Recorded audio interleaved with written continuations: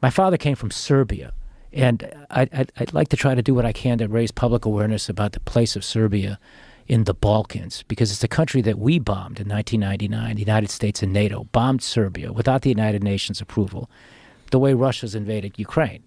And Serbia Why did we bomb Serbia? Because they were trying to force the Serbian government to give up a part of their country, Kosovo. Give it up. That would be like NATO threatening to bomb us to say, give up Texas to Mexico. And the Serbian government said, we're not going to do it. And so the United States decided to bomb them if they didn't sign an agreement that was made in France called the Rambouillet Agreement. Jesus that would have put it up Christ. to a referendum. Now, Kosovo... It's really that simple?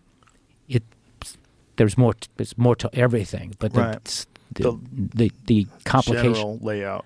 Is the geopolitics of Europe and the Middle East, because Serbia's in the Balkans is sort of a gateway to the Middle East. It's in Europe, but it's a gateway to the Middle East, and a lot of the political dynamics internationally are at play there. But the Serbs and the Serbian people were allies with the United States in both world wars.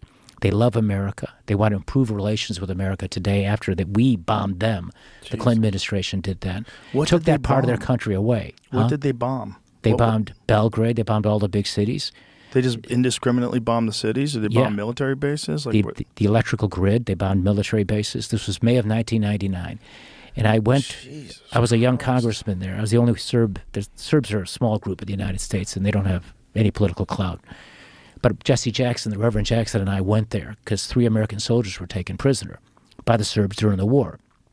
And no one knew what was going on with those soldiers. And so Reverend Jackson had this stature, and he was close to Clinton, and he went there.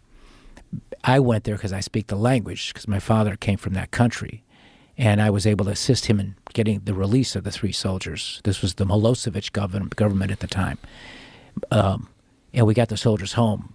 But what I like to talk about with regard to Serbia is it's a country in the Balkans that follows a Judeo-Christian tradition. It's very much like Israel in the sense that it's in a place where they're standing up for those sorts of things. And the Serbs have felt very betrayed by the United States for choosing to be on the side of countries that were with the Axis and with the Nazis in World War II.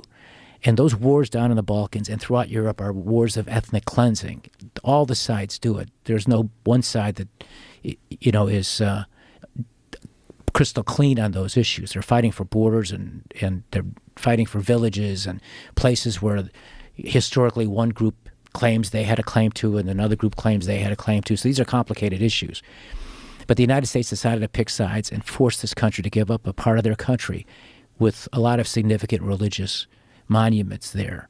And this government that's there today very much wants to reopen relations with the United States and have better relations. It's a growing economy. They're doing very well economically because they're good, hardworking people. And it's interesting.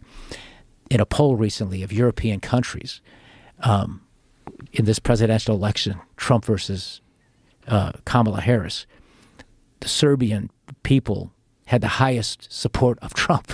Something like 59% of the Serbian populace supported Trump in the last election, better than any other European country.